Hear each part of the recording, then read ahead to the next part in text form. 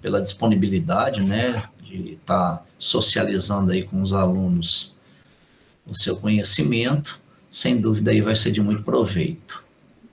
Ok? Então Obrigada, fique à Fausto. vontade, tá? Para poder Obrigada. conduzir os trabalhos aí, vamos dizer assim. É um prazer imenso trabalhar com você, Fausto, porque o estudo, né, das neurociências é muito, muito prazeroso. É um pouco da jornada do autoconhecimento também. Então, é um prazer estar aqui com vocês e espero que vocês aproveitem um bocado. Minha sugestão para vocês que estão assistindo a aula é que, não sei, que projete a aula na televisão ou no monitor do seu computador, porque eu preparei alguns QR Codes ao longo da apresentação que vão aparecendo, que vão surgindo, e você pode apontar a sua câmera do celular ou do Google Lens e ele vai abrir um link para você. Eu vou tentar até ir abrindo os links devagar aqui, que eu deixei separado aqui para o no meu WhatsApp, porque abre um aplicativo que eu chamo de que o nome dele é Sketchfab, que a gente manipula em 3D um pouco, que a gente vai identificar algumas estruturas e alguns links e alguns artigos que são interessantes para o estudo da memória e para a incorporação de algumas práticas, de algumas técnicas que fazem parte, né, do dia a dia, não apenas de quem pesquisa a área, mas de você, estudante que está nessa jornada do aprendizado, de melhoria, de desempenho, né, dos estudos. Então, eu trago aqui nossa capa com uma fotografia um tanto artística por ressonância da identificação da região do hipocampo, porque quando a gente fala em memória e aprendizado, o hipocampo, ele não deixa de ser o protagonista dessas discussões. Não é que a nossa memória seja armazenada no hipocampo, mas ele é um gerente, vamos dizer que ele é um coordenador de processos de memorização e de aprendizado que vão ser integrados com diferentes regiões do sistema nervoso central, sobretudo com diferentes regiões do córtex, a depender do tipo de memória que seja executada, exemplificada. Então, a gente inicia, né, o nosso estudo pensando a memória como abstração. Apesar de termos, aí você já tem esse primeiro QR Code, que é um link para um artigo de uma revista bem bacana, tendo a identificação da neuroplasticidade como um processo de aprimoramento da memória. E a gente pode falar, inclusive, Ivan Esquerdo, quando a gente vai estudar, né, no livro dele, Memórias, eu vou até ver se eu mando para vocês depois. A gente fala sobre memórias e não memória no singular, porque na vida da pessoa vários eventos se acumulam ou vão se organizando de modo que nós registramos essas memórias, esses acontecimentos, e são esses acontecimentos e essas sucessões de fenômenos que vão determinar partes, traços da nossa personalidade ou a forma como a gente se relaciona com o mundo, né? E esse linkzinho desse artigo, dessa revista, fala um pouco sobre budismo e alguns conceitos do budismo, mas também na perspectiva do melhoramento do aprendizado e da neuroplasticidade dentro usando as técnicas de meditação e uma visão mais abstrata de mundo, porque, apesar de conhecermos processos fisiológicos, processos bioquímicos e as vias de formação de consolidação da memória, como nós vamos ver daqui a pouco, apesar de tudo isso, não existe um lugar específico, como se fosse eu vou falar um termo que vocês não conhecem, que não é da geração de vocês, um disquete.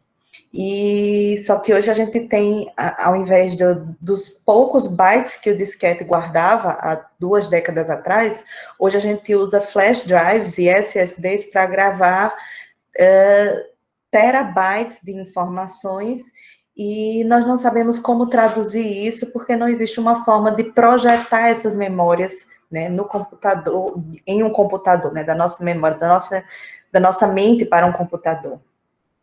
E aí a gente vai passando para outras questões e outros questionamentos. Se a sua memória fosse um lugar, então se você pudesse transformar cada momento de sua vida, ou cada lembrança que você tem, em um ambiente específico no qual você pudesse circular. E aí tem algumas cenas, principalmente do filme Interestelar, de 2014, é um dos meus filmes preferidos, porque é quando ele consegue adentrar um buraco negro, por exemplo, e no horizonte de eventos ele adentra um espaço que é o ambiente de memórias dele, do personagem. Me fugiu, né, o nome dele agora, que a filha dele se tornaria no futuro uma astrocientífica, astrofísica também. E aí ele tem esse lugar onde ele guarda as memórias dele. E a gente tem na literatura e em outras formas de pensamento também, aqui eu trago a referência da série Sherlock da BBC, ela está disponível no Netflix. Ele fala do palácio mental dele, Sherlock, onde ele consegue organizar todos os pensamentos em categorias, em gavetas, em salas, e chama tudo isso de mansão mental. Outras correntes filosóficas também, outras escolas de pensamento, escolas filosóficas falam sobre a formação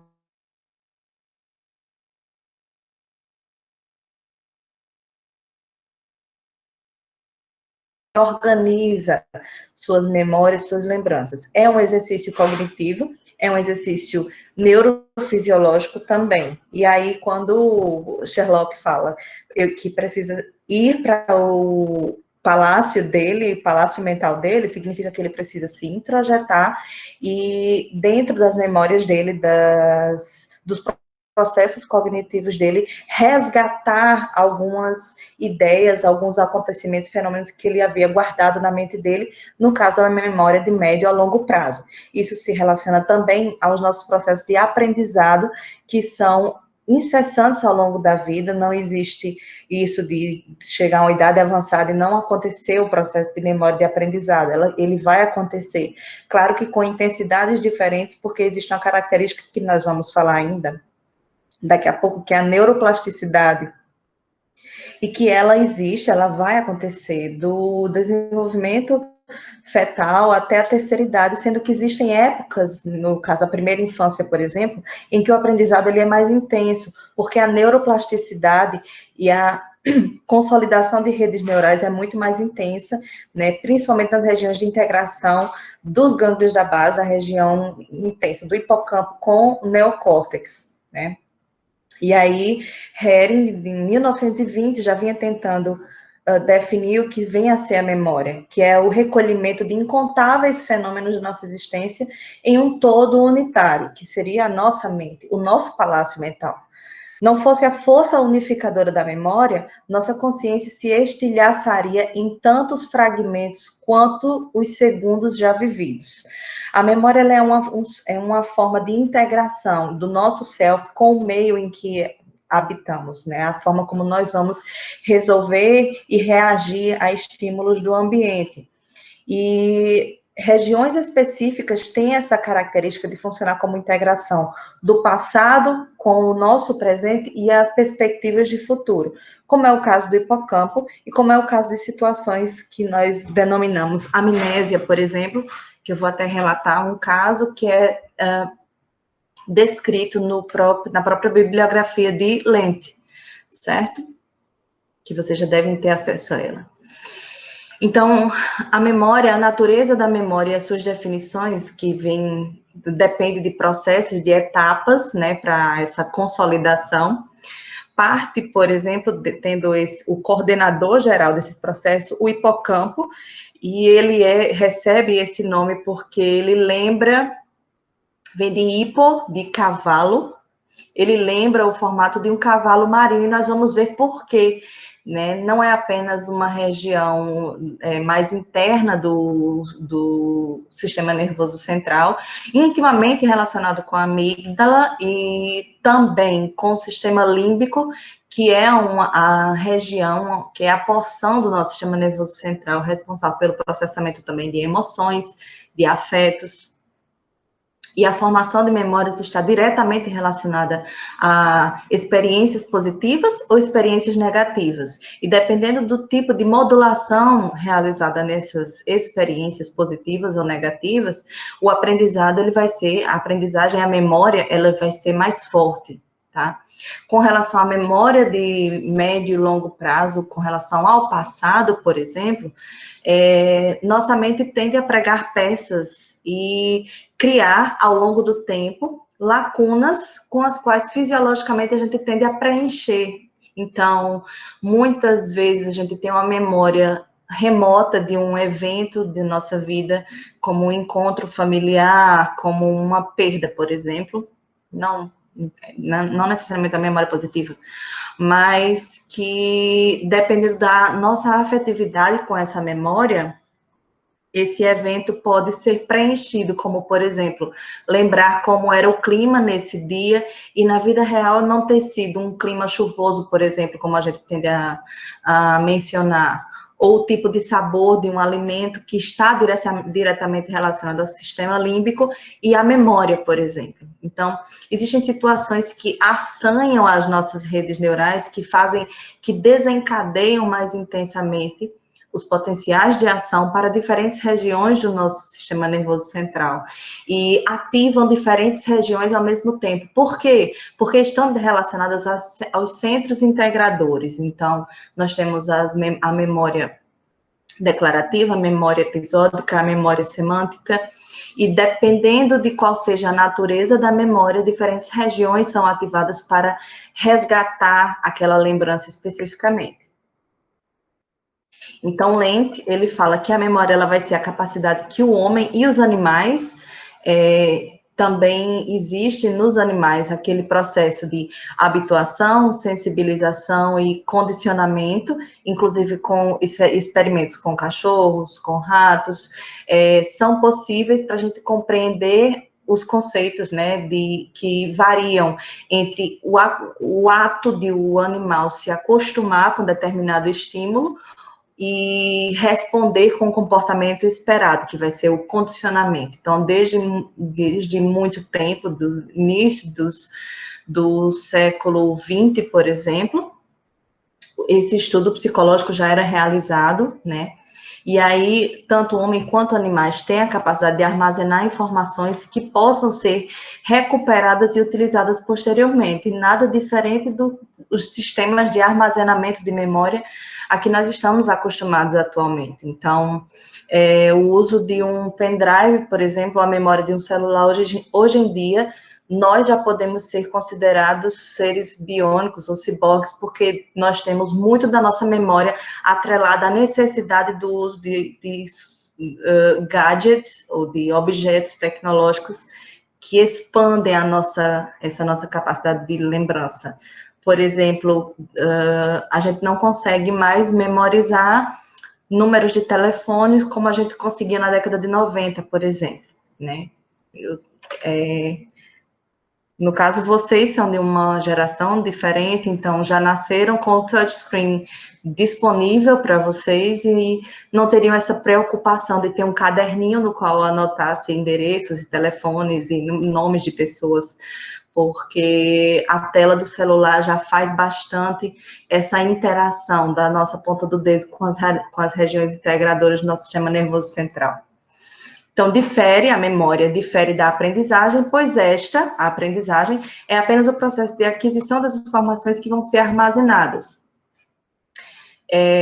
Enquanto a aprendizagem vai ser um processo contínuo e de longos anos, como vem desde a primeira infância, a memória ela é formada e com o tempo ela pode ser resgatada. Por isso que a gente tem o processo de aquisição da memória, que é quando o fenômeno ocorre ou a estimulação inicial vai ser desencadeada. O tempo de retenção, que é quando a gente vai ter aquela classificação da memória com relação ao tempo, a memória de curto prazo, a memória de médio, a memória de longo prazo. Quando a gente fala de memória de longo prazo, a gente usa como exemplo clássico o desenvolvimento de doenças crônico-degenerativas, como é o caso do Alzheimer, né? Muitas vezes na terceira idade, não estou falando na questão do Alzheimer precoce, mas indivíduos com Alzheimer tendem a ter uma memória de longo prazo muito reavivada. Então, você normalmente vai encontrar com uma pessoa idosa que vai ficar relatando histórias de vida que aconteceram há 50, 60 anos atrás, como se tivesse ocorrido ontem. Então, existem regiões no sistema nervoso central que são mais ativas nesse processo, nessas doenças demenciais, por exemplo. A consolidação da memória, que aí a gente vai determinar que é uma memória declarativa, uma memória episódica, e que poderá ser contada novamente, relatada novamente. Ou memória de curto prazo, que é algo que é uma memória de coisas simples do nosso dia a dia, que vão ser retidas por minutos ou até segundos, né? E a memória de trabalho, um exemplo, memória de trabalho, memória procedural, é a memória de coisas que fazem parte dos nossos atos do dia a dia, como o trajeto para o trabalho, como o ritual de acordar de manhã, escovar os dentes, tomar banho e arrumar suas coisas, se vestir. E memória procedural, por exemplo, é o tipo de memória para quem tem hábitos como a arte, como tocar piano, em que você, naturalmente, com o tempo, desempenha com maestria e com uma harmonização nos movimentos entre o que você pensa, o que você abstrai musicalmente falando e o que você executa com os dedos em um instrumento que vai ser normalmente um instrumento musical. Não estou falando só piano, pode ser uma percussão, por exemplo.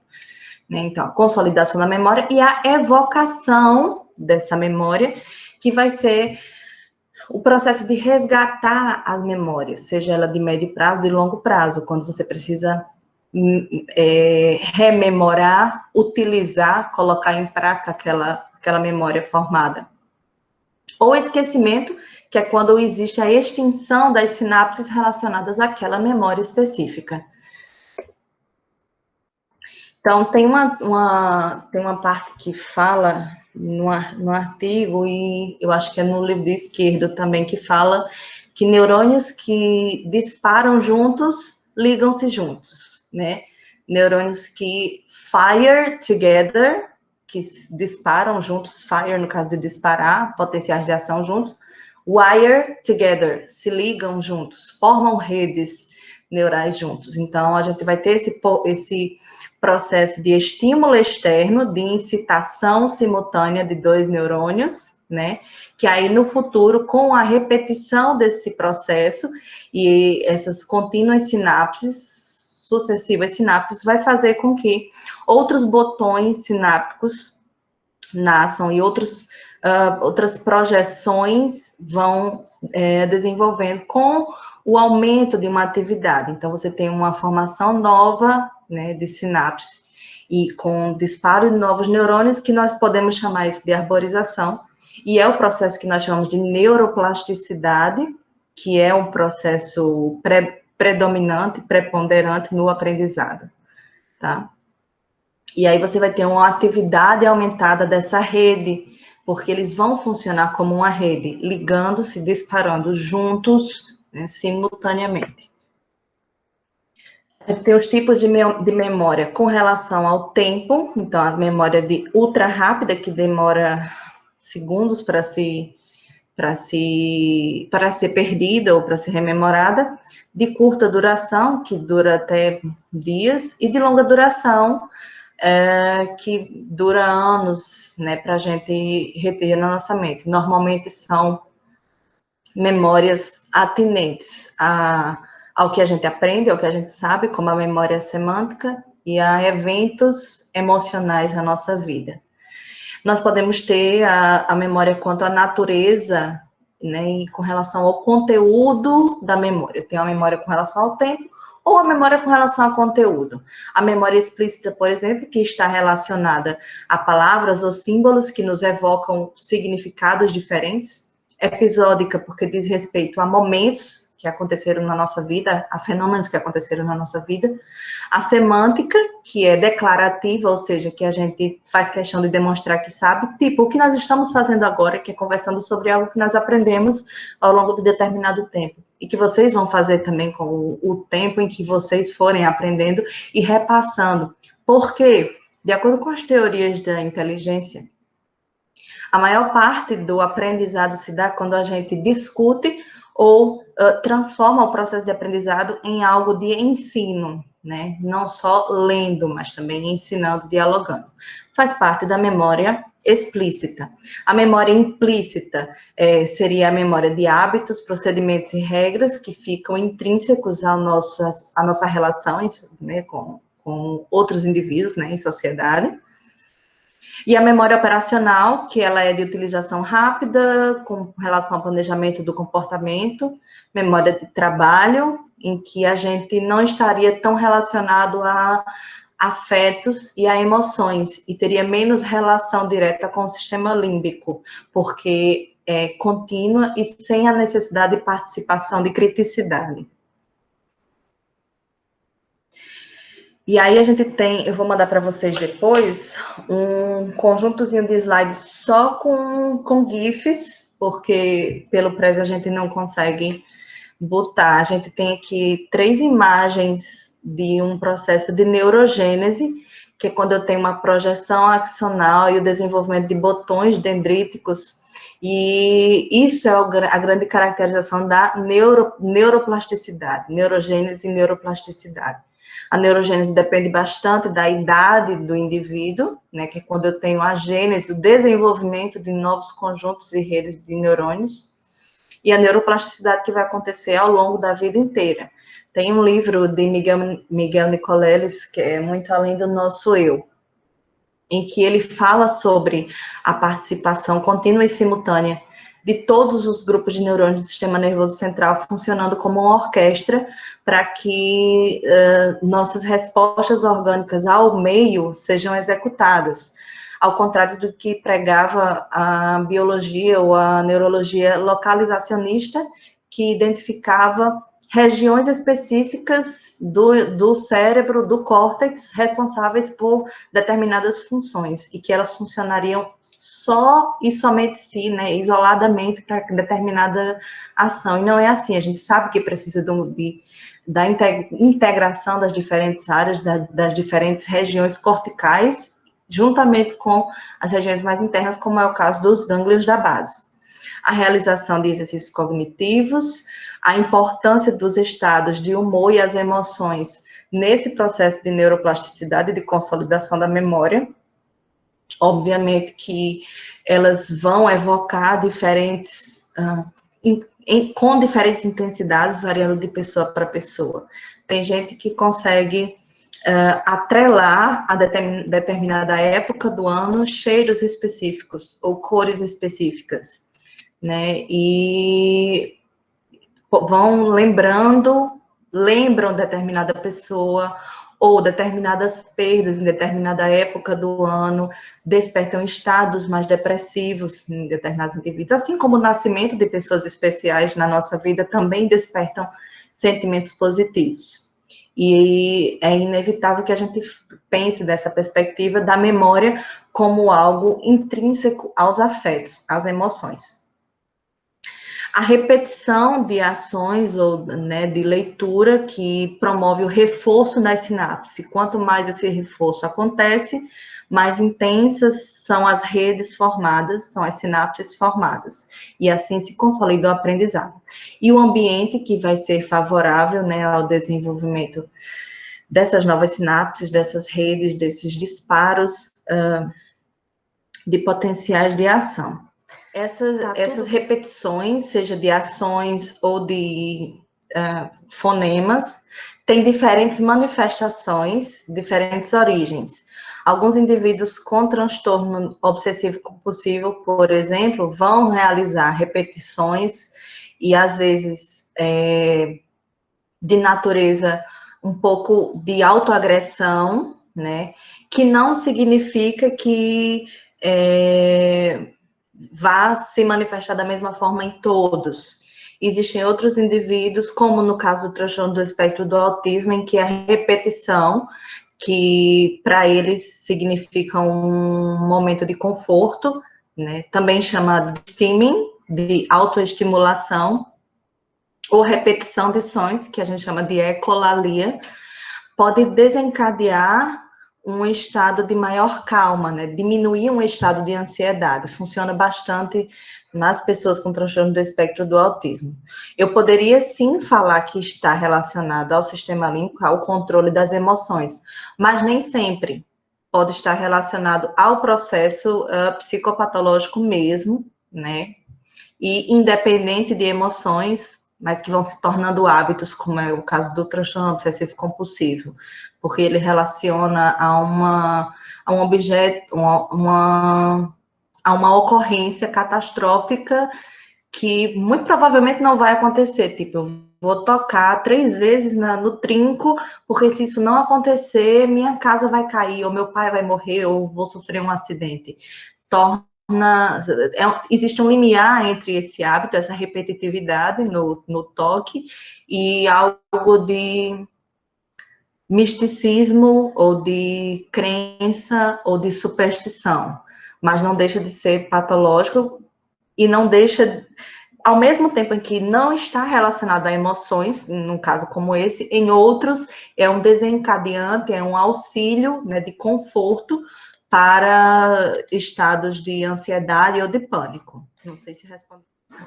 Alguém tem mais alguma pergunta? Vitor, depende, tudo é muito variável na consolidação da memória e do aprendizado. São os conjuntos de eventos, a constituição do próprio indivíduo, a estimulação desde a infância para a formação precoce de redes neurais com aquela determinada potencialidade. É muito comum identificar isso em crianças que têm propensão à musicalização com mais facilidade.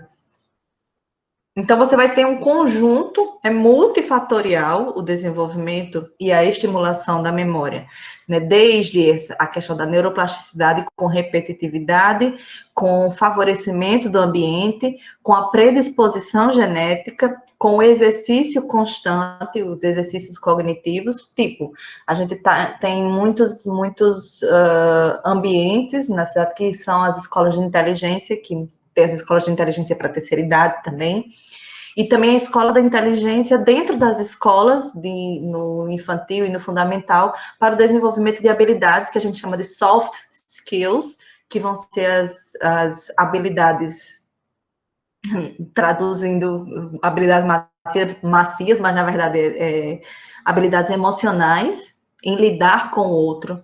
Existe parte na constituição das últimas gerações, existe uma certa lacuna na construção dessas habilidades emocionais, que a gente pode chamar de inteligência emocional, vai variar muito de pessoa para pessoa. Então, é multifatorial, não existe algo específico que diga, não, esse fulano, ele tem uma memória melhor. Alguns indivíduos, de fato, têm o que a gente chama de hipermnésia, que é uma dificuldade de esquecer ou de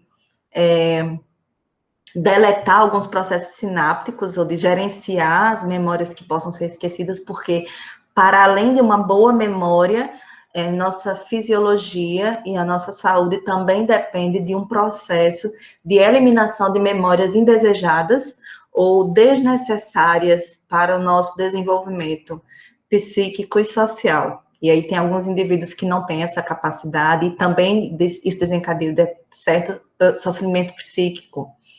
E aí, por ser multifatorial, você não tem como dizer que existe algo específico para esse desenvolvimento, para essa potencialização da memória.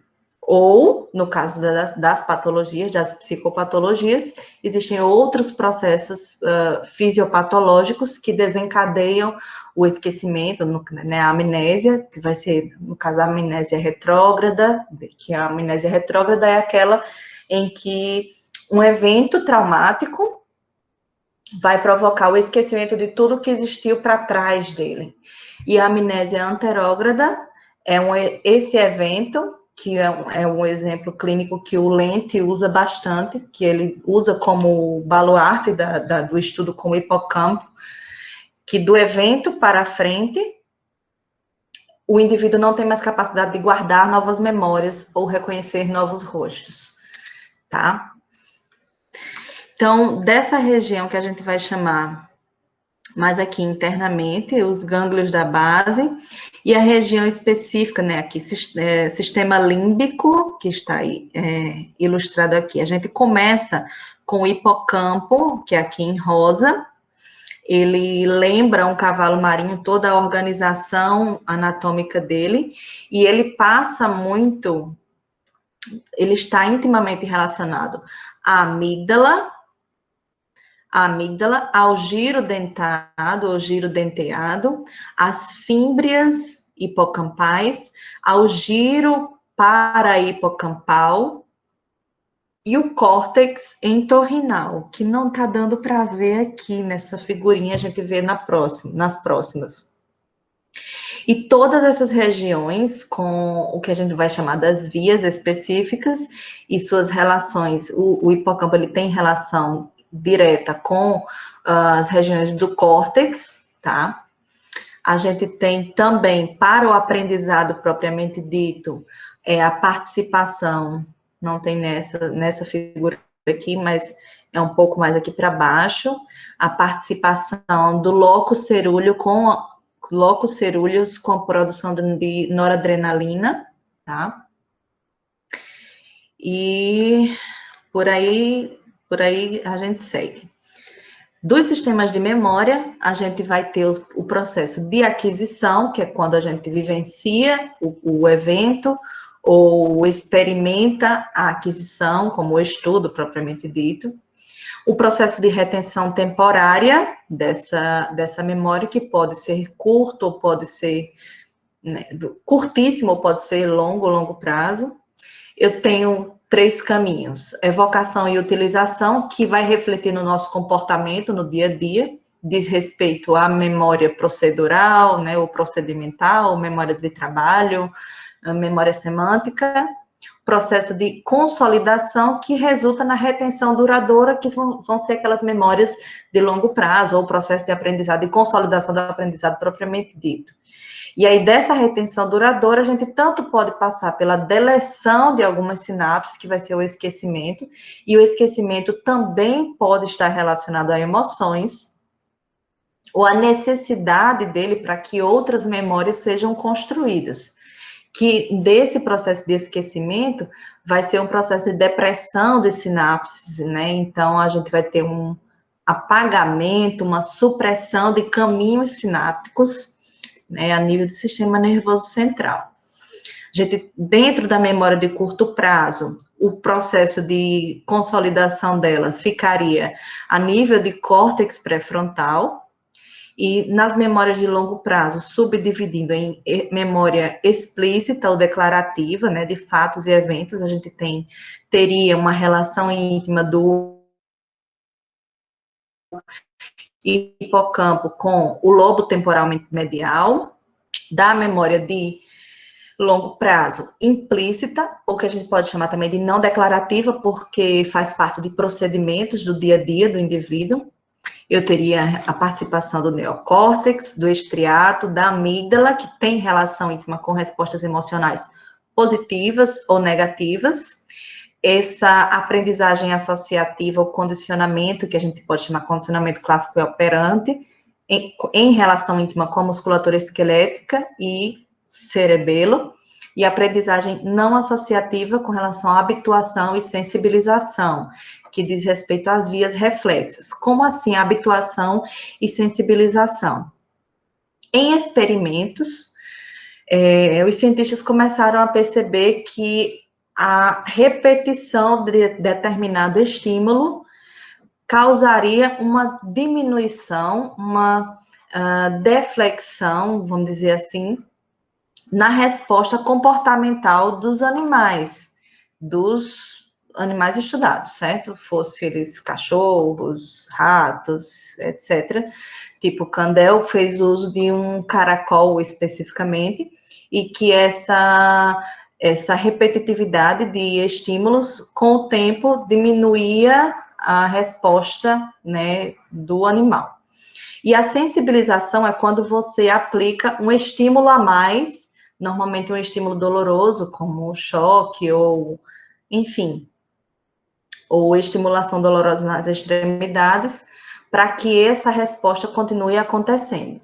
Muitas vezes o processo de habituação e sensibilização estão relacionados ao condicionamento, né? Que aí você vai ter aquela parte do treino do animal. Tem até uma um GIF para mostrar para vocês daqui a pouco de testes com ratos. Que aí são testes que vão fazer a gente entender como que se processa a memória e o aprendizado a partir de ações específicas, como o teste de nado e etc. Da memória explícita, a gente teria o armazenamento a nível de córtex pré-frontal, né, e sua relação íntima com o hipocampo. A memória visual, né, e relações íntimas com os outros órgãos dos sentidos, como audição também e olfato. E a memória motora e somatosensorial, que está intimamente relacionada às extremidades, ao sistema músculo-esquelético. Já o armazenamento da memória explícita, muito relacionado ao estriato, cerebelo e amígdala, sendo a amígdala, que a gente lembra, parte do sistema límbico, então está relacionada a emoções. Essa tabela é do Lent, determinando subtipos de memória e suas caracterizações. Quanto ao tempo, a gente tem a ultra rápida, curta duração e longa duração, que a gente tinha falado anteriormente, e a natureza explícita ou declarativa, episódica, semântica. A memória semântica está muito relacionada, conceitos que a gente diz conceitos atemporais, que a gente chama de memória cultural. Então, vai variar também de ambiente para ambiente, de sociedade a sociedade. Diz respeito, por exemplo, à memória que você tem dos filmes que você assistiu, dos livros que você leu e do significado que eles têm na sua vida, na sua relação com os outros. Implícita ou não declarativa, representação perceptual, de procedimentos. Alguns indivíduos, alguma literatura fala dessa representação perceptual, memória pré-consciente é aquilo que diz respeito a algo no ambiente que desperta uma resposta intuitiva na gente. Mas, no final das contas, não é necessariamente intuitiva, mas é uma mudança climática, uma mudança auditiva, que determina uma sensação de perigo iminente ou de emoção sendo evocada, tá? De procedimentos como hábitos, habilidades e regras, associativa, não associativa, e operacional ou memória de trabalho, que diz respeito ao planejamento do comportamento do nosso dia a dia e que não necessariamente esteja relacionado a emoções especificamente. Então, a gente vai ter os conceitos como habituação, sensibilização e condicionamento, sendo condicionamento um conceito muito mais próximo da psicologia, que é a base do behaviorismo, né? Tem assento nos experimentos de Pavlov, entre os fins do século XIX e início do século XX. Aqui eu vou até botar aqui o link para a gente observar. A senhora pode voltar um slide, por favor? Naquele slide anterior. Esse? Só falando aqui, é porque eu me perdi um pouco aqui. Aí, é a mesma coisa que a senhora tinha falado já, né? Já sim. Tinha falado da habituação, que é quando existe uma diminuição na resposta a determinados estímulos, como estímulos que vou dizer bem um termo nada técnico, mais monótonos, sem estimulação à aversão, ou retirada, ou perigo, ou nada de ser desagradável. Na sensibilização, existe um acréscimo desagradável à experiência, como um experimento traumático, uma experiência traumática, dolorosa, ou um choque, e aí que vai desencadear sempre a resposta aversiva, de esquiva, de escape, certo? Uma reativação do córtex relacionado a linguagens, como é o córtex auditivo, área de Broca e interpretação da linguagem, com a reativação dessa memória semântica, que poderia estar lá guardada em redes neurais que eram hipoutilizadas antes do evento traumático. É mais comum do que a gente imagina. E existem os outros campos também que explicam de outras maneiras, mas é muito mais relacionado a esse aqui. Deixa eu... até isso aqui vai ajudar, gente, a identificar melhor. Vocês estão usando o QR Code?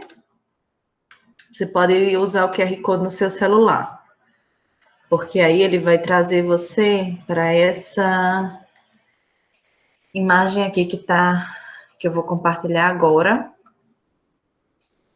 Vai abrir agora. É um modelo 3D do sistema límbico, mas acho que nele dá para a gente ver também regiões específicas relacionadas à linguagem, interpretação e fonação, articulação da linguagem falada. Espera aí. E aí, com isso, você tem ativação não apenas daquele córtex, daqueles giros específicos, mas outras regiões corticais, certo? Bom, a gente consegue fazer um corte aqui a partir do córtex, identificando bem superficialmente regiões de conexão, né, de massa branca, e vocês vão lembrar que massa branca são predominâncias de projeções axonais, regiões, né, para conexão de diferentes regiões.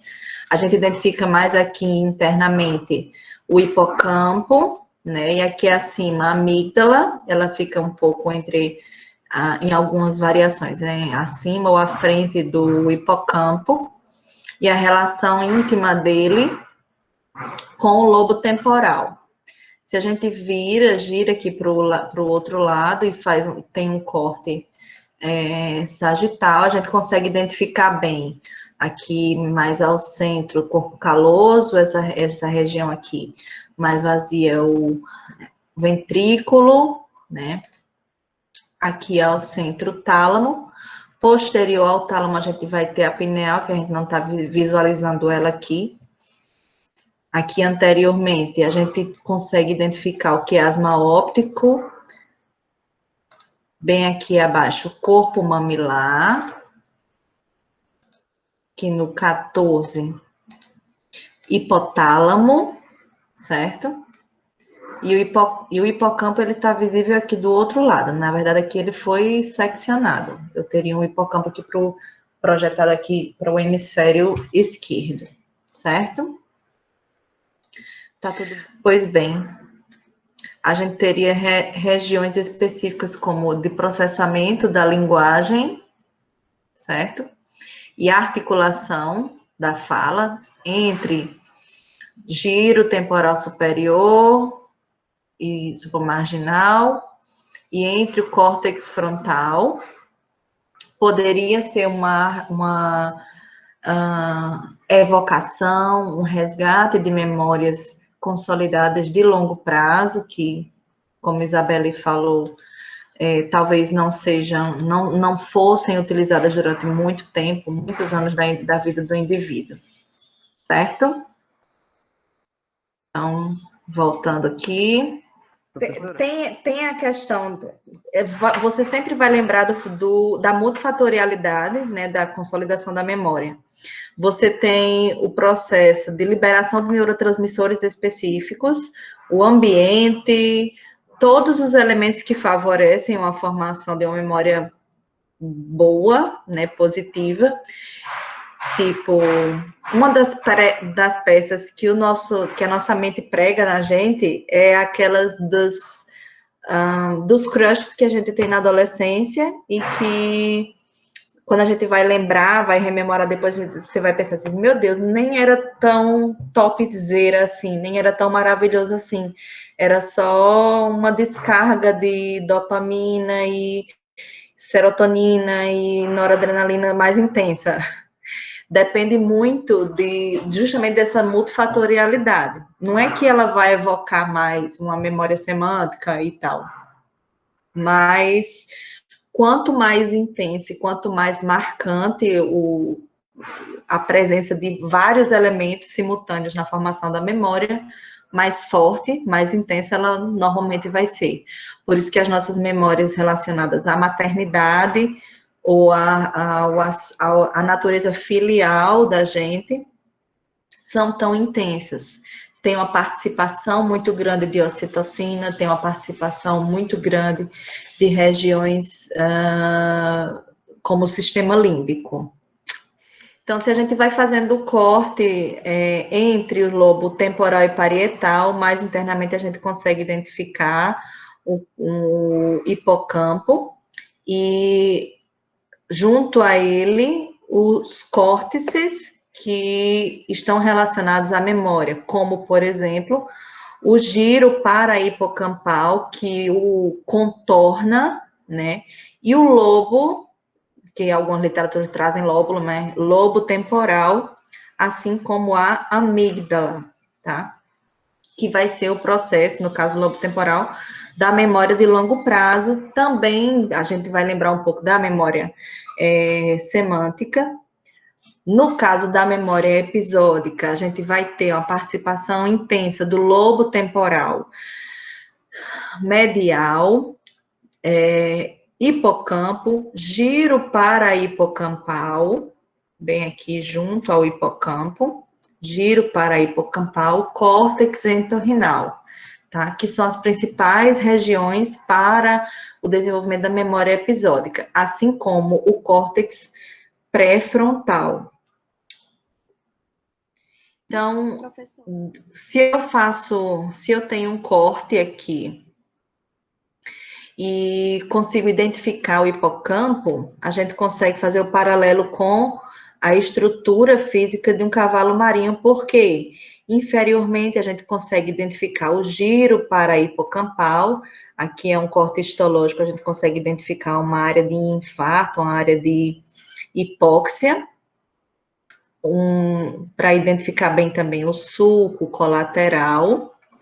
Logo acima, a gente tem a zona, o córtex entorrinal, subículo, giro denteado, fímbrias do hipocampo, o hipocampo propriamente dito, parece uma curvinha, um cavalo marinhozinho mesmo, que você consegue identificar aqui. E a gente consegue ver melhor núcleo caudado, plexo coroide, vocês vão lembrar que o plexo coroide é a região dos ventrículos onde se produz predominantemente o líquido cefalorraquidiano, né? E aqui é uma ilustraçãozinha didática do caminho, né, da formação da estruturação do hipocampo. Aqui a gente consegue identificar melhor, por exemplo, as regiões de associação, como a associação de audição, área de Broca, próximo ao córtex frontal, que o córtex pré-frontal, com emoções, pensamentos complexos, armazenamento de informação. Se você tem a supressão dessa região do córtex pré-frontal, como foi a pergunta de Ana anteriormente, você pode ter um momento, né, de amnésia no futuro próximo, né, no caso, amnésia alcoólica. Ok? Tudo bem até agora? A formação da memória a curto prazo vai acontecer quando existe a estimulação de áreas específicas e a gente vai ter o caminhozinho, que as setas elas vão demonstrando para onde esses potenciais de ação e que sinapses eles vão formando, até onde vão chegando e com que outras ramificações eles vão sofrer. Então, eu tenho dessa região, né, as áreas de associação, como lobos frontal, temporal e parietal, e as projeções tanto a nível de córtex para-hipocampal e córtex peririnal, tudo juntinho ali do hipocampo. Todos eles convergindo para o córtex entorrinal. Dele passando pela via perfurante, nós vamos ver daqui a pouco a figurinha, pela via perfurante, através do giro denteado, fibras musgosas, e chegando à região CA3 do hipocampo. CA3, CA é de corno de Hammond.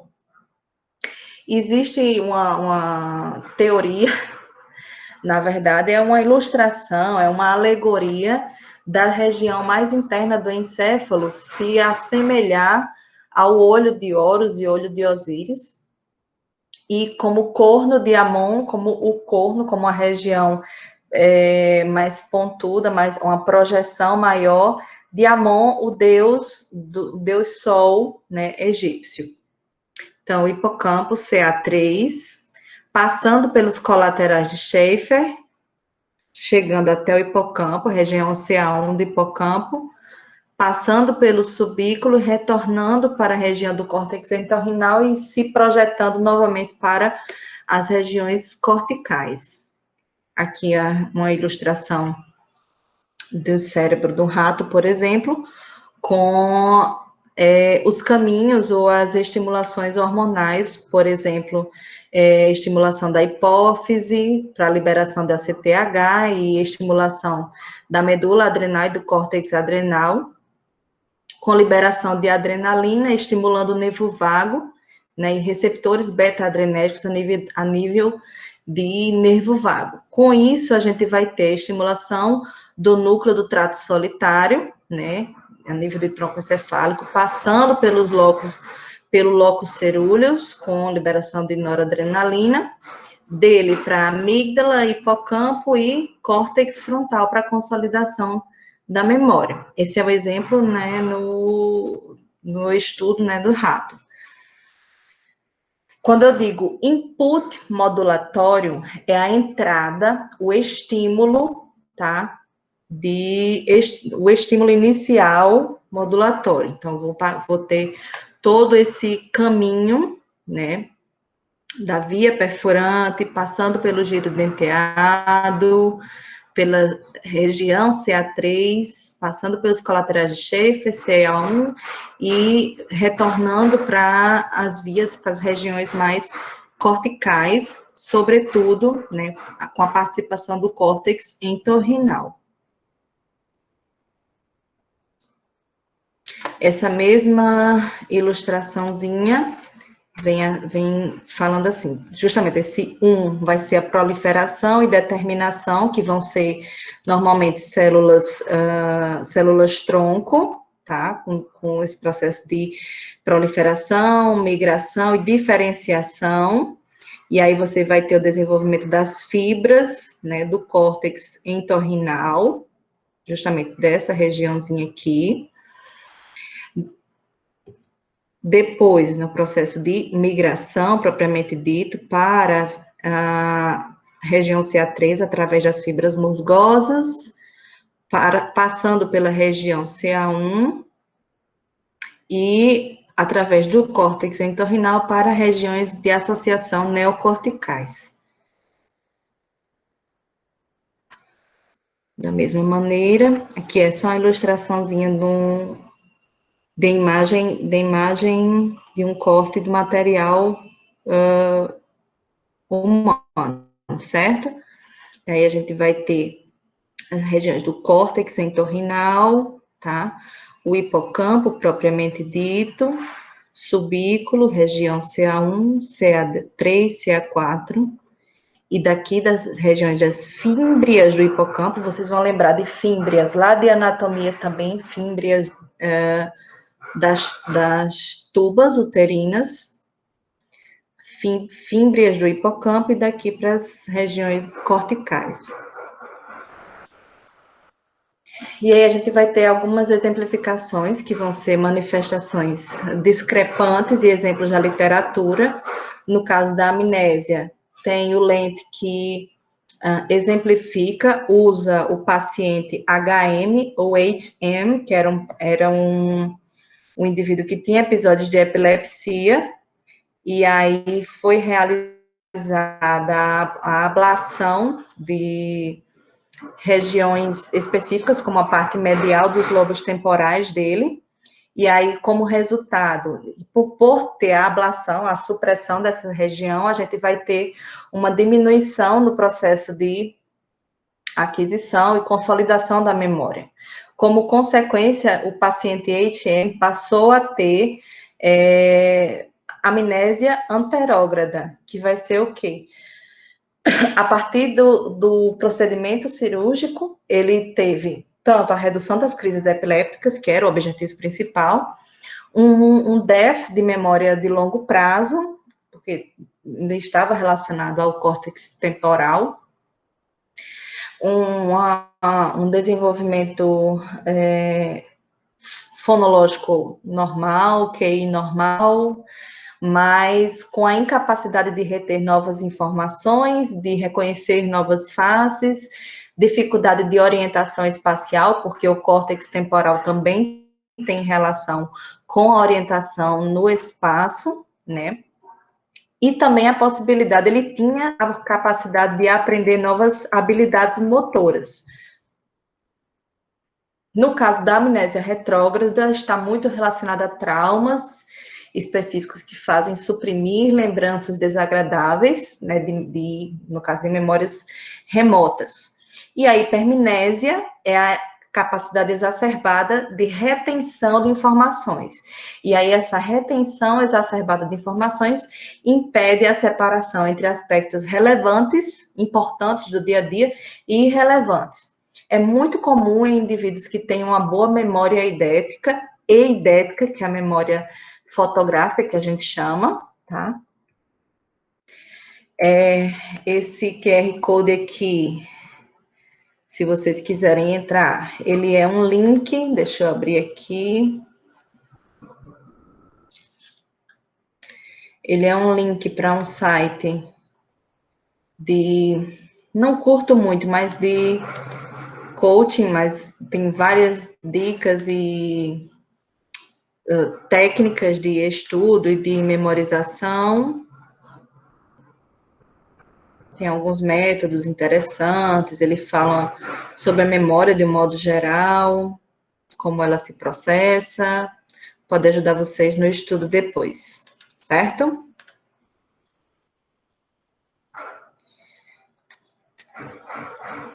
Então, aquelas imagens que a gente viu, né, do córtex parahippocampal, córtex perirenal, a gente identifica fazendo um corte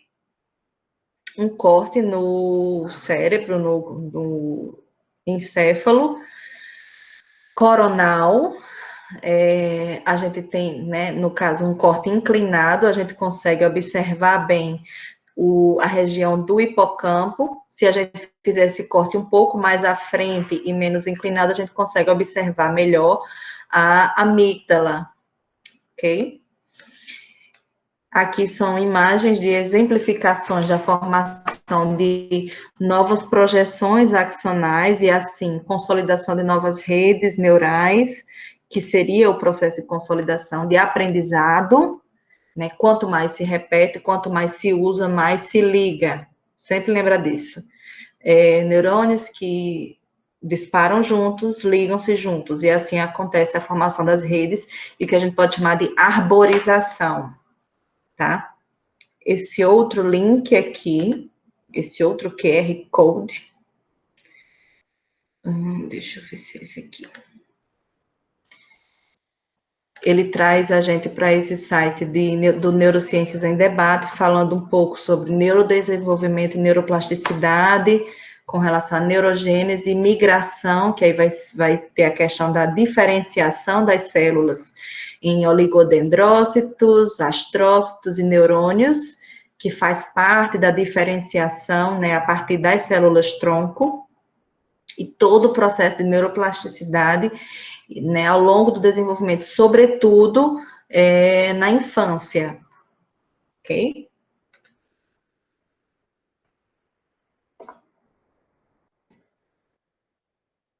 Então, essas outras figuras são muito mais para fixação mesmo. O hipocampo, que é um pouco mais delgado, acima do giro parahipocampal, aqui em amarelo, a amígdala, a ponte aqui em azul, seccionado mesencéfalo, corpos mamilares, fórnice ou fórnix, e aqui lateralmente ao fórnix, nos dois lados, a gente vai ter os ventrículos, primeiro e segundo ventrículo, aqui abaixo, próximo ao mesencéfalo, o terceiro ventrículo. Vocês lembram que o quarto se encontra anterior, o quarto ventrículo se encontra anterior ao cerebelo. Acima do fórnice, ou fórnix, eu tenho o giro do cíngulo, e esse complexo associado também ao bulbo olfatório compõe o que a gente chama de sistema límbico, tá? Esse outro link a gente lá para o Sketchfab, para uma peça como essa, 3D, para a gente identificar o que a gente chama de gânglios da base ou núcleos da base, que vai ser chamado, né, o telencéfalo, vai compor o telencéfalo. E o diencéfalo, propriamente dito, vai ser composto por tálamo e hipotálamo. Deixa eu encontrar, ele está abrindo aqui. Tálamo e hipotálamo. E, invariavelmente, todas essas regiões em constante conexão com as regiões corticais.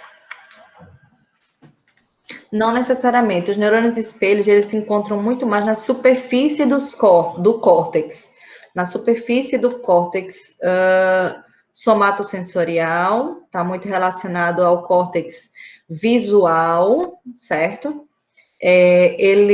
Algumas correntes falam que a ausência deles é mais predominante em crianças com transtorno do espectro do autismo, porque os neurônios espelho são não relacionados a comportamentos muito complexos, mas a respostas afetivas normais, como um sorriso, sorrir quando a outra pessoa sorri, bocejo, respostas que nós às vezes consideramos não propositais, certo?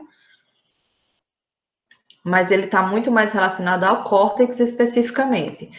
E isso derruba mitos no transtorno do espectro do autismo, porque antigamente na literatura eles diziam que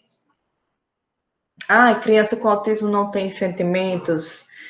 Criança com autismo tem sentimento tem uma rede muito complexa de sinapses consolidada, tanto que a gente tem pessoas com TEA com altas habilidades e TEA de alto funcionamento, TEA considerado leve, mas que tem uma dificuldade imensa de expressar sentimentos e emoções, e por isso tem desencadeamento de reações emotivas muito mais intensas, como é o caso das descargas sensoriais, como é o caso das crises de choro ou de ausência, ou algumas pessoas, alguns indivíduos tendem a ter convulsões, né? Então, coloca abaixo esse mito de que a pessoa com TEA não tem sentimento, é o total oposto. Certo, Ana? Certo, professora, obrigada. Pois não. Então, essa imagem do Sketchfab, ela não tem alguém falou que não tinha o rótulo. Essa aqui, realmente ela não tem os rótulos, algumas têm números e tal.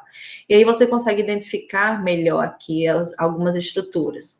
Aqui, mais internamente, o hipocampo, giro parahipocampal, amígdala, tá?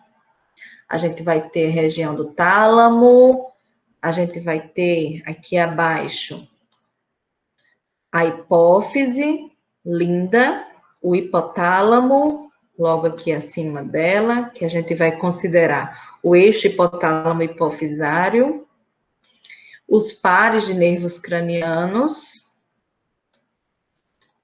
né?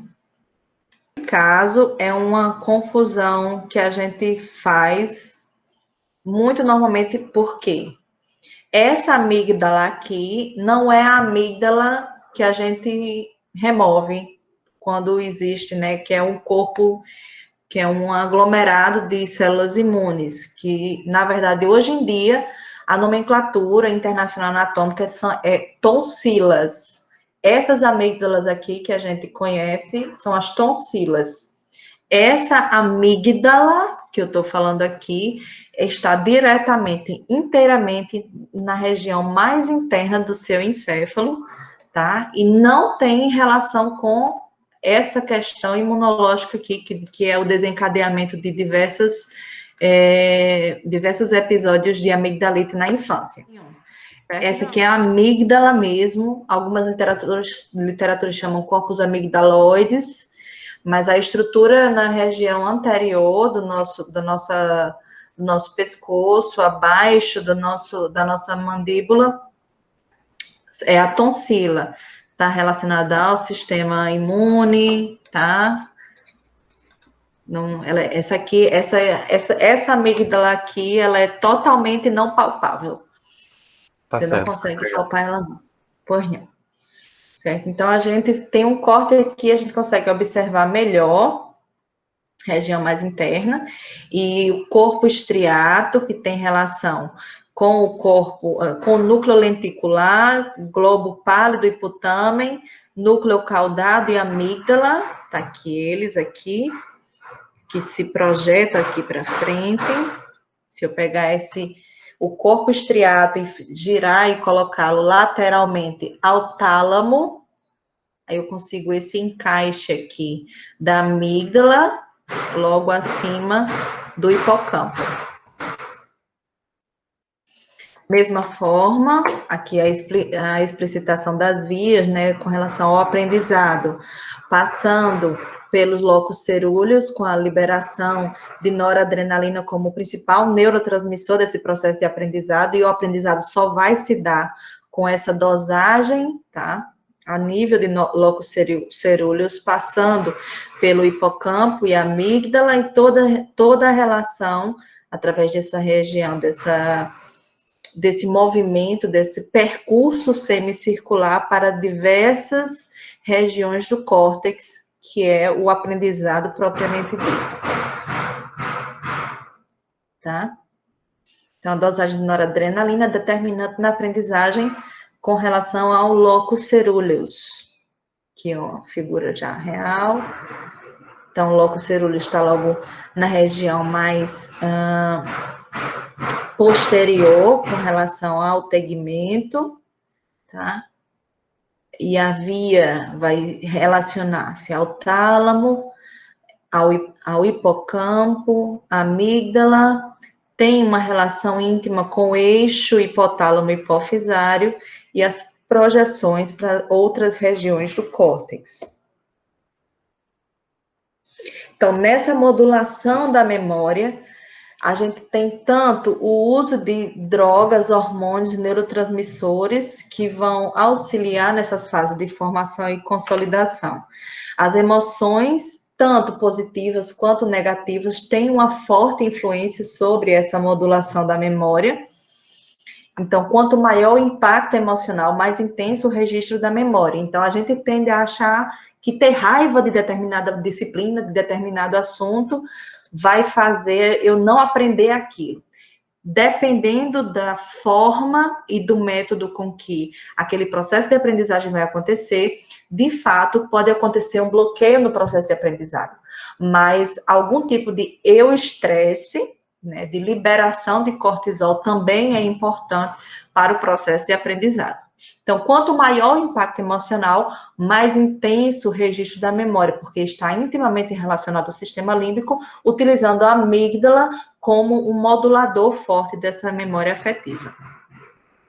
Então, a memória aversiva, ela vai desencadear a liberação de hormônios de estresse, ativação da amígdala, tendo tanto a facilitação como o prejuízo da evocação da memória, né? Tipo, prova em que você tem um processo totalmente traumático de aprendizado e, de repente, você vai escrever lá e dá o famoso branco. É o processo de estresse atuando como elemento negativo, né, da formação da memória. A noradrenalina, a liberação do hormônio adrenocorticotrófico a partir da hipófise anterior, a liberação de vasopressina a partir da hipófise posterior e a liberação de glicocorticoides e adrenalina pelas suprarrenais. Todos esses concomitantes ou com diferentes dosagens no processo de consolidação da memória e aprendizados vão ser predominantes. A adrenalina, ela é mais predominante na retenção da memória aversiva, que ela vai ter relação com o impacto emocional, como no caso do trauma, do estresse pós-traumático, tá? Aqui são imagens do lente, dos cortes, que eu até tinha falado. Eu tenho um corte coronal mais inclinado aqui, em que eu consigo visualizar a amígdala em B, certo? E se esse corte for menos inclinado, um pouco mais na região média, eu consigo visualizar melhor a região do hipocampo e identifico bem o hipocampo, propriamente dito, córtex entorrinal, bem aqui nessa região, sulco renal, córtex perirenal, córtex parahipocampal. Como existe uma relação íntima, né, e conexões do hipocampo com várias outras regiões do sistema nervoso central, você tem a maior parte dos aferentes, dos neurônios aferentes, né, que chega, né, ao córtex entorrinal. E a partir dele, do córtex entorrinal, para o hipocampo. Do hipocampo para as demais regiões do córtex.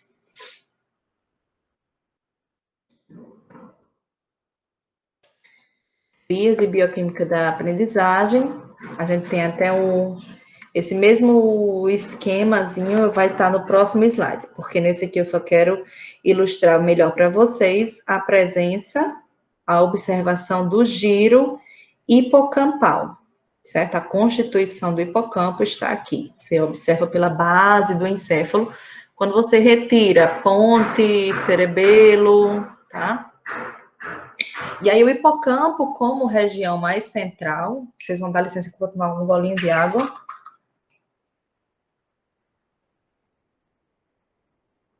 E as vias de comunicação direta dele com o córtex, os córtex específicos, córtex pré-frontal, lobo temporal, né, com o polo temporal através do córtex perirenal, e o córtex parahipocampal, que se comunica diretamente com os córtices temporal, médio e inferior. Esse mesmo córtex parahipocampal também se comunica com o lobo parietal, através do córtex parietal posterior e córtex cingulado, tá? Da mesma maneira, a comunicação do hipocampo, né, simultaneamente com a amígdala como modulador emocional, né, desse processo de consolidação da memória, através do fórnix, passando pelos corpos mamilares, no hipotálamo, núcleos septais do prosencéfalo, núcleo anterior e médio dorsal do tálamo, e daqui de volta para o córtex perirenal. E a gente consegue identificar melhor esses córtices com uma visualização, né, sagital. Identificando bem o córtex entorrinal, giro parahipocampal e toda a relação dele com o sistema límbico a partir, por exemplo, do giro do cíngulo, do corpo caloso, do fórnice ou fórnix, tá? E daqui para as outras regiões específicas, como corpos mamilares, que não tá visível aqui, corpos mamilares, núcleos septais do tálamo. Aqui é o momento da bioquímica da sinapse, quando você tem a liberação de glutamato no terminal, pelo terminal pré-sináptico, e aí você tem a membrana pós-sináptica, quando acontece a despolarização, que você tem a ativação desses receptores AMPA, tá? Dessa ativação dos receptores AMPA, a gente tem desbloqueio do canal iônico associado a esse receptor NMDA, e aí você tem uma entrada maciça de íons cálcio a partir desse botão, tá, dendrítico. que eu tenho com essa entrada maciça de íons cálcio? Um aumento da concentração de íons cálcio intradendrítico, aumento da concentração de íons cálcio, aqui, com ativação da calmodulina. E aí eu tenho essa translocação da enzima para a densidade pós-sináptica, que a gente chama de PSD, essa região aqui, e através dos processos de fosforilação. Você tem a ERK, que é uma sinase ativada por eventos extracelulares, e através dessa ativação da ERK, você tem essa translocação dela para o núcleo neuronal, favorecendo a transcrição e os processos, né, celulares de ativação constante e, com o tempo, formação, tanto de mais canais, mais receptores AMPA, né, a inserção de mais receptores nessa membrana pós-sináptica. Você tem a ativação, tem os receptores AMPA e receptores NMDA, tá? Com a ativação desses receptores, você tem a entrada de íons cálcio, que esses receptores AMPA são receptores também com associação com o glutamato. Então, para que a sinapse ocorra, você precisa ter a receptividade do glutamato na membrana pós-sináptica, que vai ser ativada a partir desses receptores receptores NMDA, e após esse processo de ativação cálcio e calmodulina, você também tem a ativação dos receptores AMPA com a entrada de íon sódio. E quanto mais tempo você tem essa entrada de íon sódio, mais tempo passa nessa transmissão do impulso elétrico.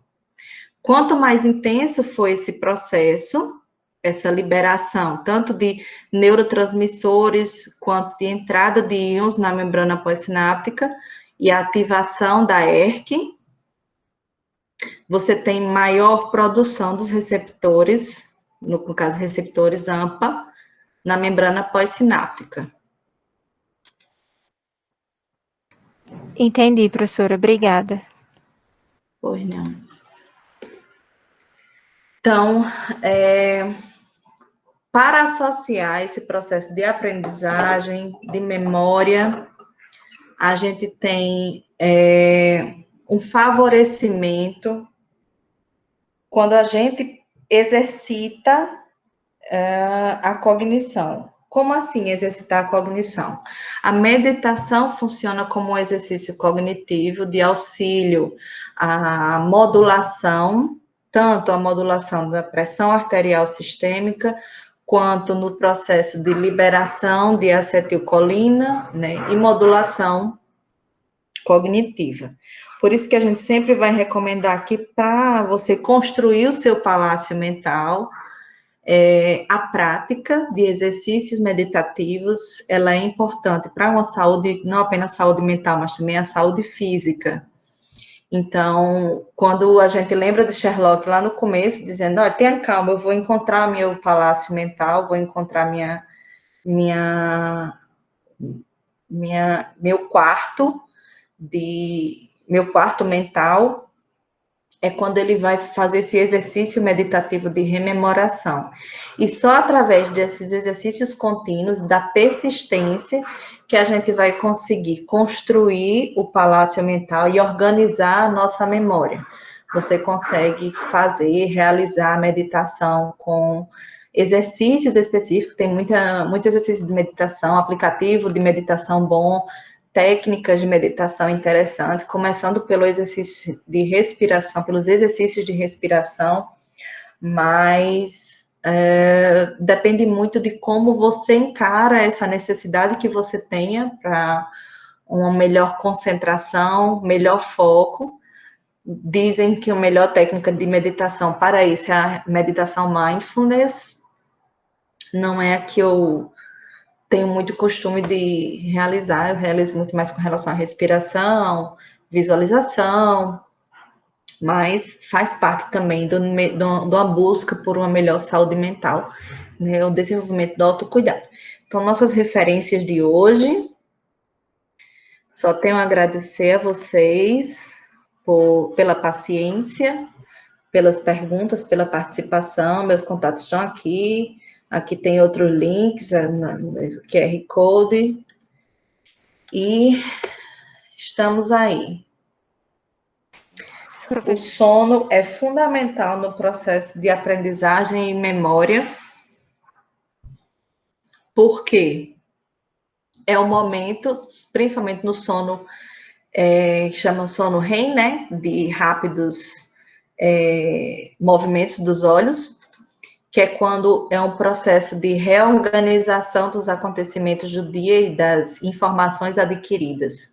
O sono, principalmente o estabelecimento de pelo menos 8 horas diárias, juntamente com a reorganização da saúde da glândula pineal para a produção no balanço entre cortisol e melatonina, que são fundamentais para o desenvolvimento, para uma harmonização orgânica e uma organização das memórias adquiridas ao longo do dia que estão bagunçadas. É tanto que, se você prestar atenção, os dias que você menos dorme são os dias em que, no dia seguinte, ou acontece alguma coisa, você se concentra menos, ou você se encontra mais irritado, porque você tem a liberação de cortisol maior, você passou por menos processo de desenvolvimento de estágios diferentes do sono, aumenta a produção de cortisol, diminuição da produção de melatonina, diminuição da produção de endorfinas, e por aí vai.